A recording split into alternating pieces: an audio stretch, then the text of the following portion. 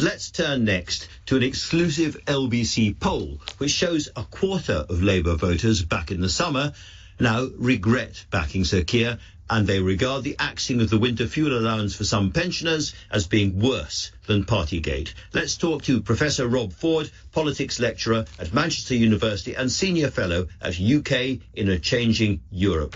Rob, very good to have you on the show.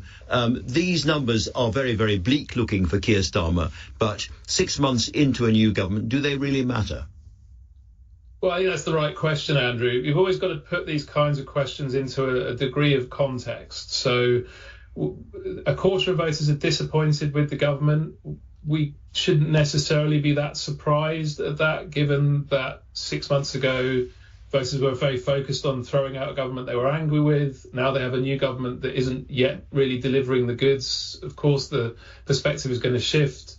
Voters regard the removal of the winter fuel allowance as being worse than Partygate. Well, memories fade. I think voters were very angry about Partygate at the time. It's a while ago now, whereas the winter fuel allowance decision is very fresh. I think that's probably good news for the Conservatives in particular, because it does suggest that anger about Partygate is fading. But we shouldn't be particularly surprised that if you take something away from voters, they're annoyed about it at the time when you take it away. The question for Labour, of course, is how much of any of this will still be resonating in voters' heads 2, 3, 4 years hence. Well, picking up that resonation point, if I can put it that way, or that resonating point, it's interesting that voters are angrier still. I know it's the middle of the winter and it's cold, but they're angrier still about the winter fuel allowance being taken away from some pensioners than they are about the WASPy women decision, or indeed the national insurance decision, or indeed the treatment of farmers and inheritance tax. In other words, there seems to be an internal hierarchy in people's minds, and pensioners are still quite at the top. And I wonder the extent to which the government has perhaps lost some moral authority on this. Yeah, I mean, what I think that very much illustrates is the triumph of framing over substance, as it were. I mean, everyone in politics knows that messaging matters an awful lot. Well, here's a very powerful demonstration of it, because the winter fuel allowance cut is probably the smallest in substantive terms of the things that you're listing. It's certainly much less money than the WASPy women. It's much less money off most people's bank accounts than the national insurance rise would be. Yet it is the one that people are most annoyed about. And I suspect that comes down to two things. As you know, pensioners are always mentioned with regards to this, because that's who gets the winter fuel allowance. And we know from lots of polling that pensioners are always a group that people think the government should provide for. But also, the term winter fuel allowance is itself a past triumph of political framing.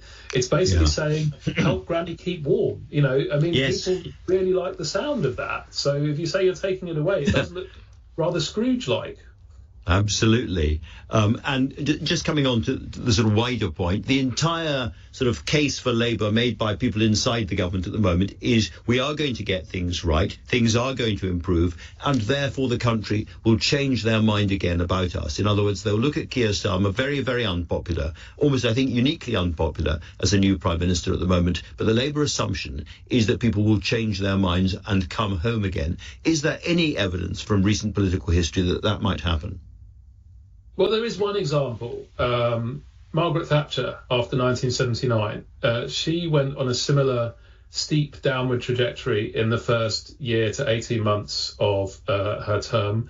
And, of course, she bounced back very strongly. Now, people will say, well... She did have a small war to help her, as it were. She had the Falklands War. She did, although my colleagues in the world of politics research will tell you that if you crunch the numbers on it, the Falklands mattered, of course, but actually the economic fundamentals turning the corner arguably mattered more for voters. So that will be the one case that Labour advisers can cling to.